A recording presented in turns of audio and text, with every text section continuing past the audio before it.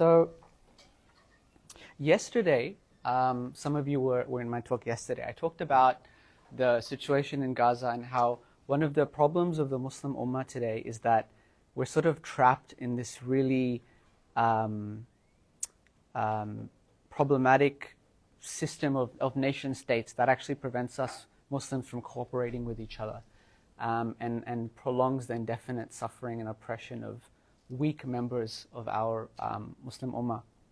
So obviously on a political level we need to rethink our nation state system, right? But another part of reviving the Muslim Ummah is a cultural revival, is an intellectual revival, is a civilisational revival. Albert Memmi writes that the most serious blow suffered by the colonized is being removed from history. Colonization usurps every decision contributing to the colonized person's destiny. So the Muslim world has come out of 200 years of European colonization, political, economic, intellectual, cultural subjugation.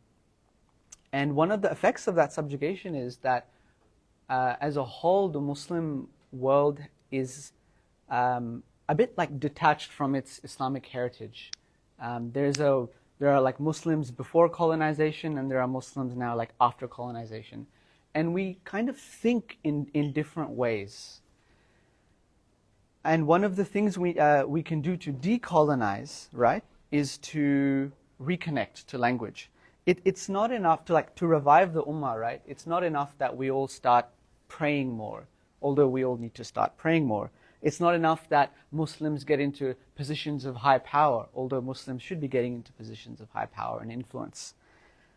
What we need is a civilisational revival. And a civilization is ultimately grounded in a set of values, a way of seeing the world. It's a shared but also contested tradition centered around a strong foundation, but it's creative and it's dynamic. A civilization is a state of mind expressed through cultural works mediated by language. So we need to remember who we were to define what we want to be. And that starts by reconnecting with our Islamic heritage. So learn your heritage languages. If you're Arab, learn Arabic more, learn it better, right? If you're Turkish, go and learn Ottoman Turkish. You can read the Quran anyway, why can't you read Ottoman Turkish? If you're from Indonesia or Malaysia, go and learn how to read Jawi. If you're from the subcontinent, make your Urdu better, learn Farsi. If white people can watch anime and listen to K-pop and feel inspired to learn Japanese and Korean, what on earth is stopping you from tapping into your own civilizational heritage, right? Or actually what's worse is when Muslim youth watch anime and listen to K-pop and then go and learn Japanese and Korean. It's disappointing because it's someone else's sort of cultural sphere, but what we have is so rich and so deep, and I'll give you a bit of that, inshallah, towards the end of this session. So the thing about these Muslim languages, right? So yeah, learn your heritage language. If you don't have one, if you're a convert, or if you, for example, are from an ambiguous cultural sphere, like being a South African Desi or something, pick one, right? Pick one. So this is a map of the Muslim world where Muslims are sort of in a majority.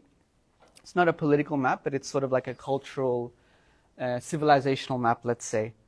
And there are kind of two main spheres in this, in the Muslim world. We kind of have like this Arab sphere, and we have this like Persianate sphere. So the Arab sphere is sort of Africa all the way up till the Arabian Peninsula and Sham, and the Persianate sphere is from Bosnia actually all the way down to the Malay world. And these are two spheres that obviously, like, Arabic is kind of the more dominant language in one of them, and Persian has been the more dominant language in the other one. all these Muslim languages are interconnected, right? Muslim cultures are interconnected. Muslims have always been multicultural, multilingual, multi-ethnic civilization. Here are some examples from our heritage. So Muslims, especially in the Balkans to Bengal region, or let's say Balkans to Malay region, have always been polyglots, even to this day, right? You go and meet even the simplest person, for example, in the subcontinent, and they'll be conversant with at least 4 languages. Their local dialect, their ethnic language, the national language, maybe also like a religious language, and then even English, right?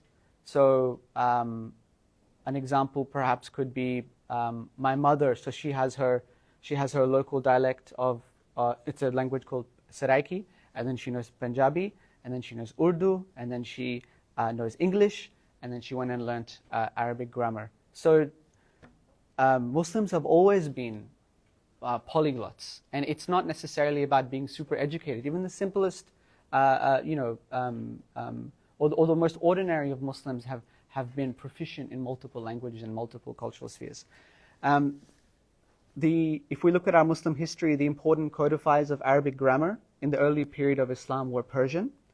A lot of the big imams of the Sunni tradition were Persian, yet they wrote in Arabic. Imam Ghazali was Persian. He wrote in Arabic and he wrote in Persian, Farsi. An interesting example that I came across in a book I read recently is that the Ottoman elite class defined itself by language, not by ethnicity. So it's kind of like a misconception to think of the Ottomans as this kind of like Turkish sort of entity. They had this concept of the Al-Sinai Salasa, or Al-Sinai Thalatha.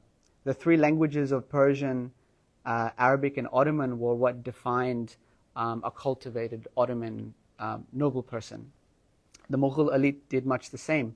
In the 17th century, Mughal Mirzanama, the book of the gentleman or the book of the noble person, stipulated that alongside a thorough literary education, along with a knowledge of Arabic, Persian, Turkish, and Urdu Hindi was what defined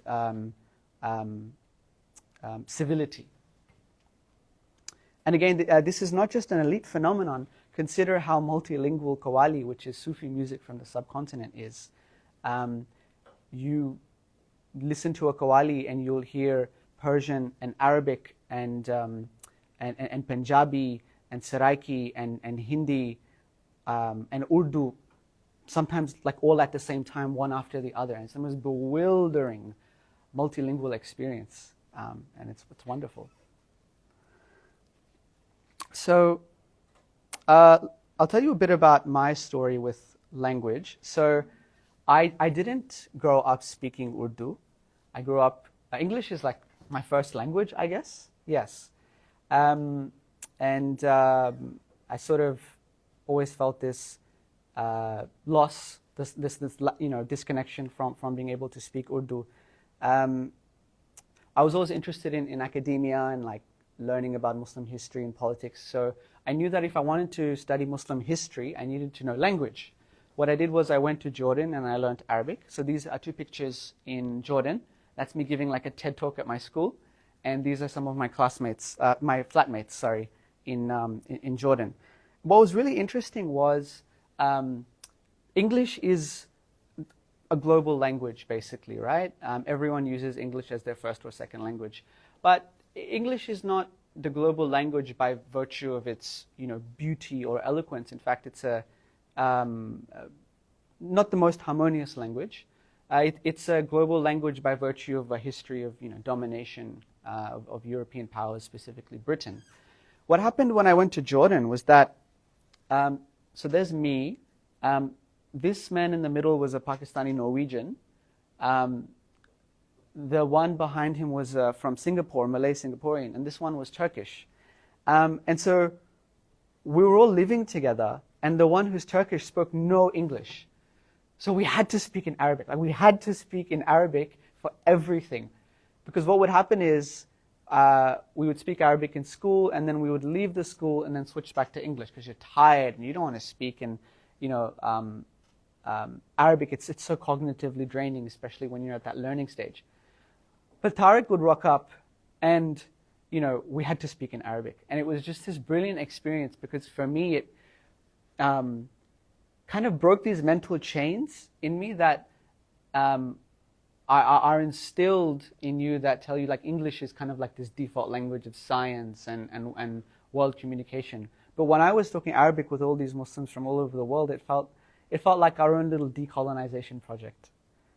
A second reason I got really interested into languages is that I talked about Qawwali, right, which is this Sufi spiritual music.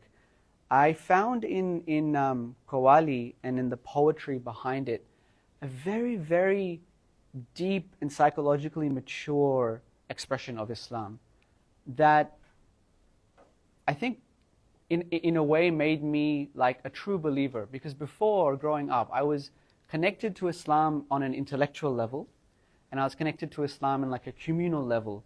But that was Islam as more of like an identity, like a group identity.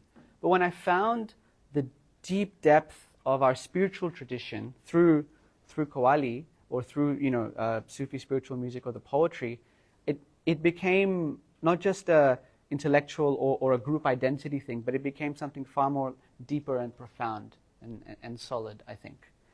And then I realized, this is amazing, but my Urdu is not very good, and I'm only getting glimpses of this. So I worked on my Urdu, and that's been a really important, it's been a very rewarding process for me, right? Because I can understand, for example, Qawwali much better, this thing that I love and has given me so much grounding and meaning in my life. So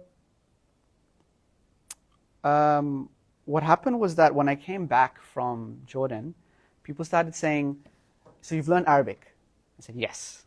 They said, will you teach us? I said, I'm not qualified to teach anyone. And then they said, we'll pay you. I said, yes, I'll teach you.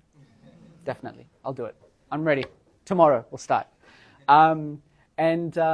That's exactly what happened. People started asking me to teach, and I thought, okay, all right, I guess it'll be good practice. I can, it's a, you know, constant revision for me, and hopefully I can help other people along the same journey that I've just been on.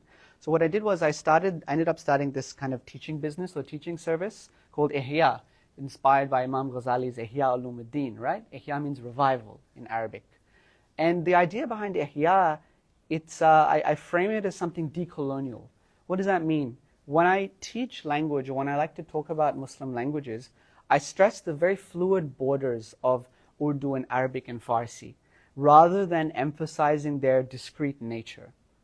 And I encourage students to break away from assuming English as the default language of cognition and expression. I also de-emphasize nationalism, right? Like territorial or ethnic or linguistic-based nationalism. Emphasize Islamic unity. So this is something I do with Ihya, and it's rewarding for the students. They're sort of reconnecting with lost aspects of their childhood, and they're able to talk to their grandparents and parents in a deeper way. And eventually, inshallah, they'll be able to access beautiful things in our Muslim tradition on their own merit, and make something new as well with that. So, Arabic, Urdu, Farsi, like these languages, it might seem crazy. Like you have to be a bit crazy to like want to learn different languages, right? Because learning a language is one of these skills where you, everyone you're really good at. If there's one thing you're all really good at, it's speaking whatever language you speak, maybe English or whatever it is, or Urdu, whatever your native language is. You're really good at it. You're experts at it, right? You're like PhDs in your language. You have no problems expressing yourselves. To learn another language as an adult is like making yourself a child again. But you have the mind. You have the mind of an adult, but you have the capacity of a child. And it's the most frustrating, like humiliating experience, because you know exactly what you want to say, but it's just not coming out because you don't necessarily have that, decades of exposure and teaching that you would with your native language. That's what it's like to learn a language. It takes a lot of courage, determination, and persistence. What's good about these Islamic is that they're all connected anyway, right? So they share words They share concepts. They share ideas. It's not like learning Spanish and then learning Chinese, totally different universes. It's not like that at all. So that makes it much easier, right, to like embed yourself in these Islamic languages and learn them, because it's all connected, it's all shared. Even though the grammar is different, obviously the grammar is different, but there's shared nouns. It's like if you ever try and read French or something, you're like, oh, I can understand most of these words, I just don't know in what order they're in. That's what it's like to read an Islamic language. When I look at Ottoman Turkish, I'm like, I'm getting 50% of this, but the structure is confusing me. When people who, if you know Urdu and you read Arabic, you're like, I know the words, but the structure is a bit confusing. So once you can get that grammar down pat, you're pretty good to go, actually. So let's look at an example of this. Let's look at the opening lines of Maulana Rumi's Masnavi. So Maulana Rumi is one of the most epic scholars and mystics of the Muslim tradition, and his Masnavi is basically it's an ethical text, and it's a long series of stories that put across ethical lessons. And it's been called, in praise, it's been called the Quran in Persian. And for hundreds and hundreds of years, it was one of the most important texts in any Muslim's conception of themselves, right? So, in the Masnavi, Maulana says,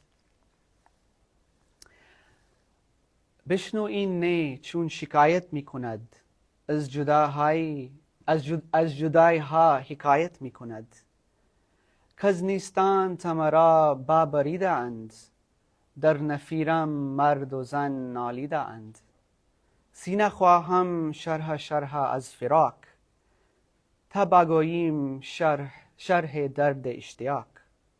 هر کسی کو دور ماند از اصل خویش باز جوید روزگار وصل خویش.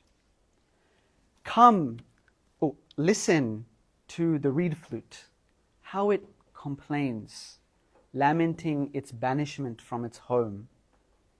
Now the reed flute speaks. So the reed flute is like a type of flute made from reed, obviously. Ever since I was torn from my reed bed, my mournful notes move men and women to tears.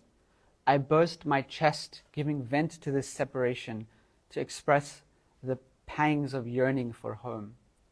Whoever abides far from their source is ever longing for the day of return. What's Maulana talking about here? Does anyone know? Is Maulana really talking about a reed flute? Yes. Is that a hand up or are you scratching your eye? That was a hand up, Do it with confidence. Yeah, I lost my confidence, that's the problem. It's a metaphor for the human soul. For the soul, yes. From the divine. Exactly. And it's how beautifully has Maulana expressed this like deep existential longing that we all have within us to return to our Creator. What is life but a story, but a journey of returning to our Creator, and we do that, of course, by purifying ourselves and constantly orienting the soul to its true direction.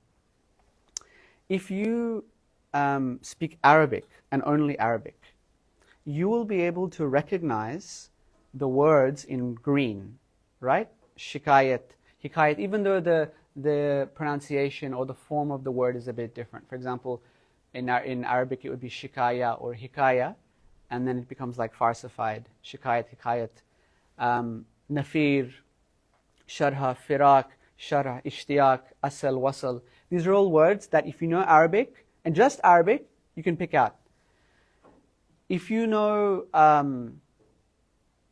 Urdu, you can pick out the words in blue and in green, right? Juda, Nistan, Burida, Nalida, Man, Zard, Sina, Dard, Harkas, Rozgar. If you know Urdu, you know the green and the red. Sorry, did I say red? The green and the blue. And if you know Farsi, of course you know all of it. So this is what it's like. It's actually not that hard. You get a good base of kind of like the vocab, you get a good grasp on the grammar, and good to go, inshallah. Let's do this exercise again. So this is the opening to Allama Iqbal's Masjid-e-Qurtuba, which is one of his most epic and memorable poems.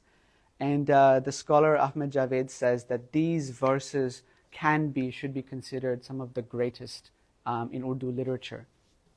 So Iqbal says, Silsila-e roz o shab naqsh-gar-e hadisat, Silsila-e roz o shab asl-e hayat o mamat, Silsila-e roz o shab tar-e harir-e do rang, जिससे बनाती है ज़ात अपनी कबाए सिफ़ात, सिलसिला रोज़ व शब साज़ असल की फ़ग़ां, जिससे दिखाती है ज़ात ज़ेर व बम मुमकिनात. Here, Allama Iqbal is describing time. Time as a concept. The sequence of day and night is the shaper of events. The sequence of day and night is the essence of life and death. The sequence of day and night is a two-colored strand of silk from which the divine essence fashions its robe of attributes. The sequence of day and night is the reverberation of the symphony of eternity, from which the divine demonstrates the parameters of possibilities. It's a very romantic and philosophical opening to this grand poem. Again, if you just know Arabic, you'll understand the words in green. If you just know Farsi, you'll understand the words in green and in blue. And if you know Urdu, you'll understand all of it.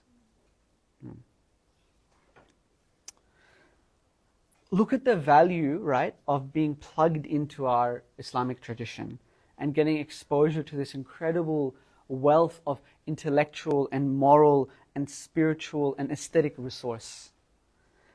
And the value of being plugged in is that you strengthen your Muslim identity in this world, you strengthen your spirituality, right?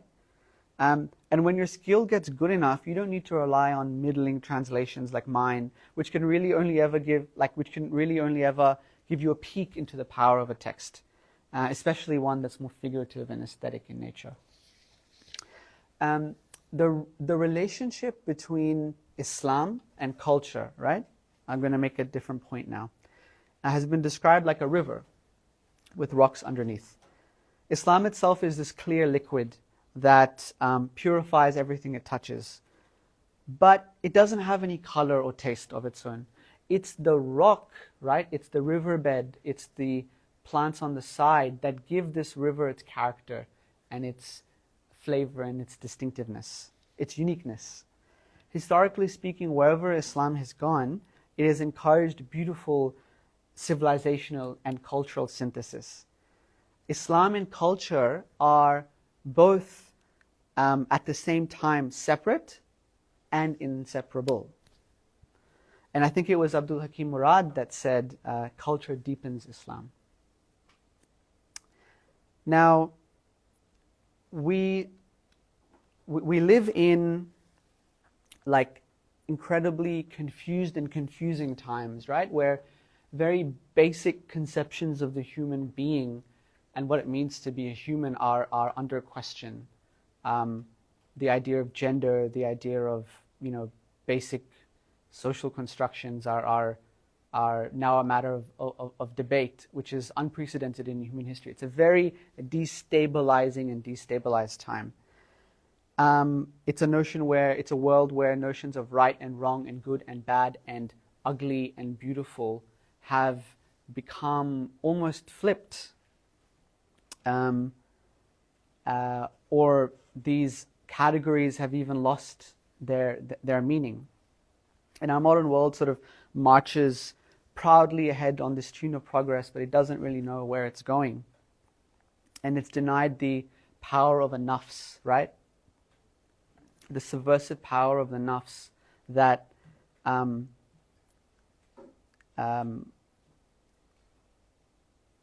the modern world, having denied the subversive power of the nafs, actually embraces the nafs as its guiding principle. And in a time where there's so much nonsense out there, sticking to the right kind of culture and the right kind of entertainment, the right kind of literature, creates a stronger force field around you as a Muslim, right? That enables you to deal with the challenges and problems of modernity more confidently. If you spend your time reading Iqbal or learning language or investing in a traditional art, whatever it is, versus watching Netflix, chilling out with subpar company in a soulless environment, you can and will see the net effect of that on your iman and on the way that you actually see the world. We become what we surround ourselves with. So again, I encourage you all to learn your heritage languages. And it's not just about reconnecting with the past, but what we do is, just like Muslims have always done, is you connected to your past, you march forward, into the future, strongly rooted, rather than having no root and no base and always going along with the next trend that comes blowing in from the West. So that's my talk. Thank you all very much. Yes.